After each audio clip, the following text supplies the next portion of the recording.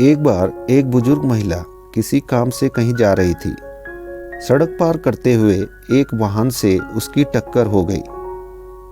Once an elderly woman was going somewhere for some work.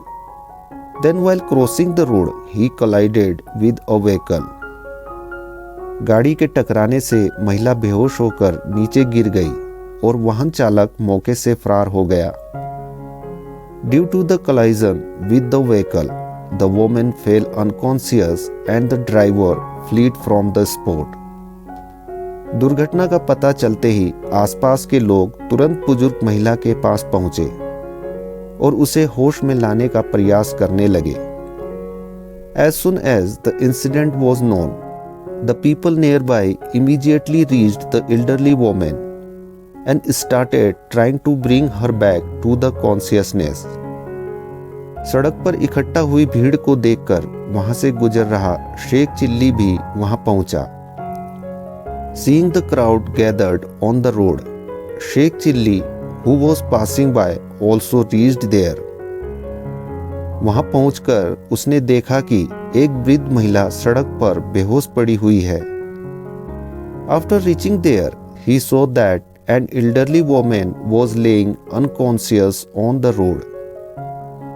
और कुछ लोग उसे पानी के छींटे मारकर होश में लाने की कोशिश कर रहे हैं। And some people were trying to bring her back to consciousness by sprinkling water on her. महिला को घेरे हुए कुछ लोग उसे अस्पताल पहुंचाने के लिए वाहन का बंदोबस्त करने के लिए कह रहे थे। Some people surrounding the woman were asking to arrange a vehicle to take her to the hospital. जबकि कुछ लोग उसे ज़्यादा चोट न लगे होने की बात कहकर उसे होश में लाने की कोशिश कर रहे थे। While some people were saying that she was not seriously injured and trying to bring her back to consciousness.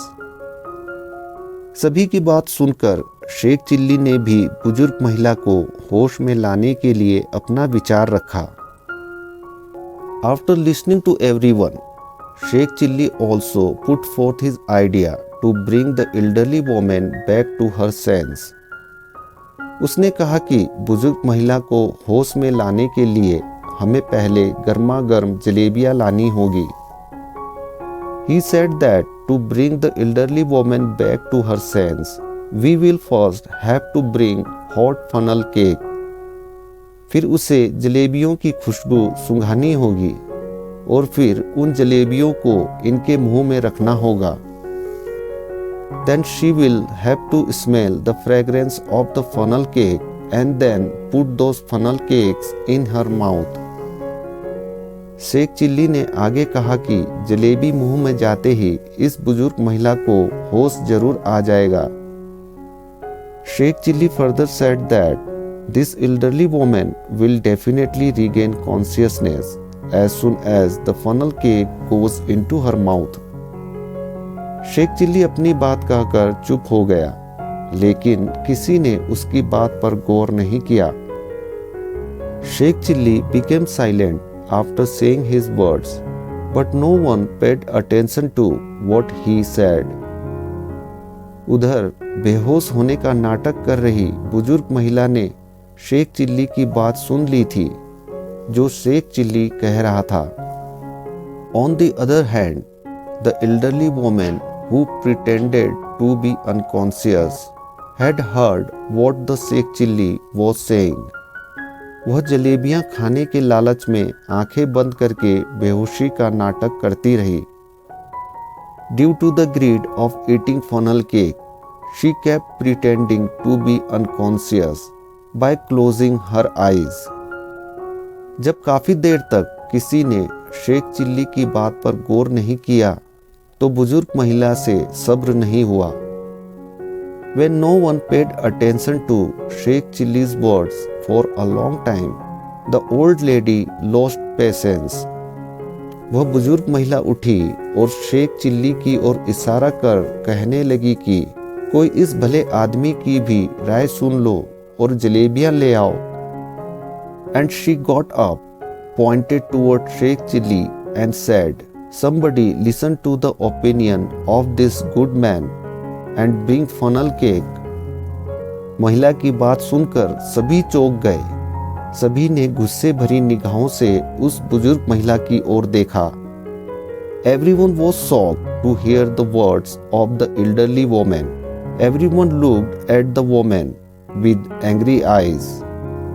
और उसे भला बुरा कहकर अपने अपने रास्ते चले गए। And after saying good and bad things to her, they went their separate ways. दूसरी ओर जब बुजुर्ग महिला को अपनी बेवकूफ़ी का एहसास हुआ, वह चुपचाप सड़क से उठ गई और नजरें झुकाए वहां से चली गई। On the other hand, when the elderly woman realized her foolishness, she silently got up from the road and walked away from there with her eyes down. कहानी से सीख, कभी भी झूठ नहीं बोलना चाहिए या नाटक नहीं करना चाहिए। ऐसा करने से हमेशा दूसरों से तिरस्कार ही मिलता है। One should never lie or pretend. Doing this always leads to contempt from others.